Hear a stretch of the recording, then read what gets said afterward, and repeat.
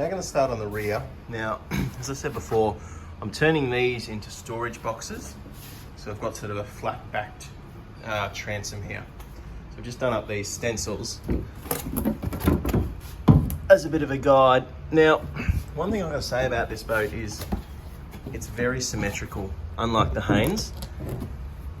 Everything true on one side's true on the other. Very impressive. Okay, so a little bit of a run through of the materials we're going to use for this. So I've got your very typical polyester resin, unwaxed resin, and wax for in the situations where we want the hard finish. Now, I used the incorrect terminology a few times in this video. I call flow coat gel coat and vice versa. Not using any gel coat in this whole project. Gel coat's what you put on the inside of a mold. It's flow coat. So when I say gel coat, it's flow coat. We use white, that tin's gone, but that is just black polyester flow coat. And obviously the catalyst.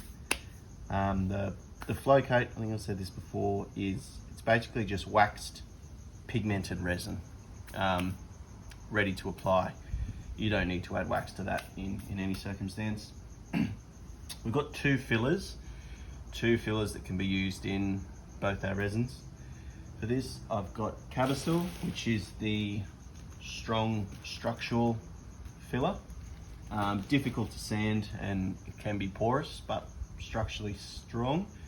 And then we've got Q-Cell, which is sort of the aesthetic, a much finer, much lighter, easy to sand filler that we use for sort of the final fairing to get a flat finish. And for all the core material, we use Thermolite. Bought 3 or 4 sheets for this project, and it is I think this is 12 mil. Not cheap stuff. Cut out those the two sort of top rear panels, and they're going to mount in the back left and right corners. And I've cut them out for these hatches. Went for a pretty good quality hatch because we're going to have people walking on them. So back to work on the rear end tonight. Those bottom plates, they're in and all dried out. Next is this big flat bit. So that's going across here, and then those hatch panels will go on top, give us that sort of flat back rear. Basically just adhering that to here, the bottom and sides. Not holding back on a good bit of Cabasil at all there.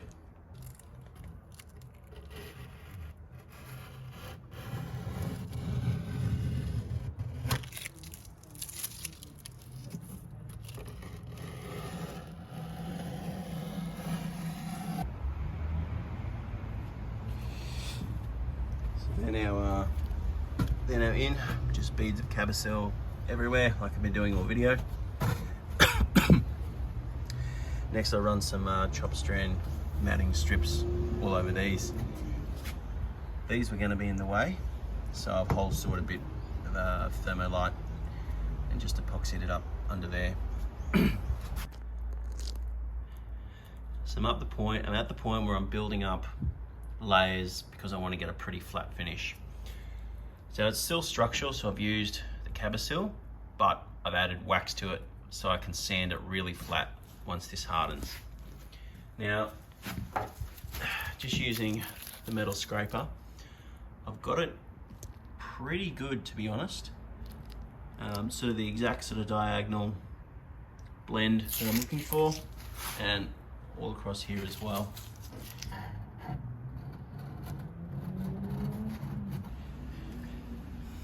Okay, so I've just unwaxed resin down just one layer of chop strand strip to seal it all in. Now I'm actually going to do the final layer in just one big sheet that'll come all the way back and down the back, so I'll get a pretty consistent finish. Everything so far has been unwaxed. That big sheet will be waxed. And I'll put some gel coat and some filler on there so I can start sanding and get a good finish with it. I've just mixed up the first of the white gel coat. So it's just, said before, gel coat's basically just waxed pigmented resin. And these are just to paint the inside, the storage boxes or the live bait boxes. So that's the storage lockers, flow coat in the white, just one coat so far. I'll do another one, still see a little bit through it. Okay, so I've laid just one big sheet, totally sort of encapsulating the rear down. Now I just put waxed resin under it. What I'm actually going to put down on the top of this, it's white waxed gel coat, but I'm actually going to add a bit of Q-Cell. So Q-Cell, it's down in the box there I just opened. That's the Q-Cell, that's the Cavasil. It's different to the Cavasil. They're both fiberglass resin fillers, but the Q-Cell is a much lighter, non-structural sandable filler. So it's going to be really good for taking up a lot of space, taking up the imperfections, and then easy to sand because we want to get a really flat finish back here. So there's our sheet, and as I said, instead of flattening it down and wetting it down with just resin, I used waxed gel coat, and I added a little bit of the Q-Cell stuff to it just to give it a bit more body, a bit more thickness, so it's built up a bit higher. And it's looking like not bad. There aren't too many imperfections. They're gonna need aggressive sanding. So, and the other thing I really like about this gel coat, it seems to cure so much harder or so much faster. It's only been on for about an hour and it's almost dry to touch. So I reckon by this afternoon we'll be able to get the fairing compound onto it. So now for the fairing compound. Now for that, we're just using the Q-Cell as thickener, which is just added to waxed resin. Now, some people mix it really thick, like they mix their fairing compound to be almost a Cavasil consistency and apply it with one of these. I've always found that gives sort of really high and low spots and a lot of sanding. So I mix it a fair bit thinner to sort of this, and I just roll it on.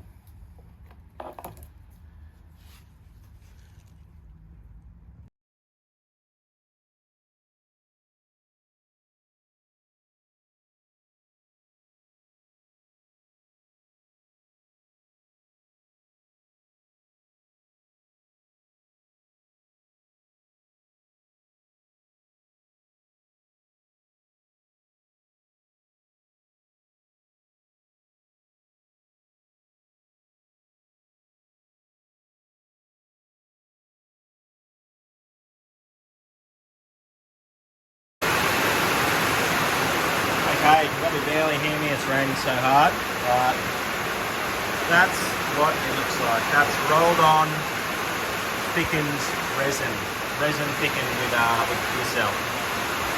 It's got a pretty good build, but I'm just about certain a good sand of that and it'll come up totally flat. So given this is not paint, this is polyester resin, definitely remove the masking tape before it sets. But to give you, that's a good idea of sort of how much build we've got from this, which I think is going to do a pretty good job.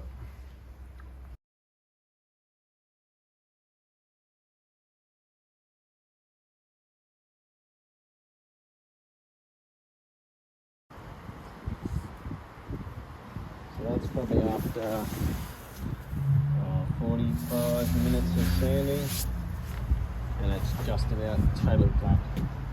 And that's about half, so it's on the left side. Right side is still like that. I'm really, really happy with how that turned out. Okay, so fairing compound is all sanded back and it came up really flat, which is good. I'm really happy with all the angles. I'm impressed how well these turned out. Sort of very consistent curves and lines. If you look in some places, like especially over here, there's pinholes as well, and it says on the primer that it will fail to fill them. Now, I've tried to solve them by mixed up a bit more gel coat. It's a different color, but just smeared it on and really jammed it down into those pinholes instead of just painting it over the top. So I'm just gonna wet sand them off and see how we're going. So jumping right ahead here to after it's all painted, which there's going to be an entire episode on. That is the finished product. I'm very, very, very pleased with myself of how this turned out. It looks just about perfect. It's all straight. There's no pinholes. These turned out really well. They look like they came out of the mold from the factory. That's after the aggressive sand. It got a 240 grit sand with the rest of the boat in preparation for primer and paint. And that's all else that was done to it.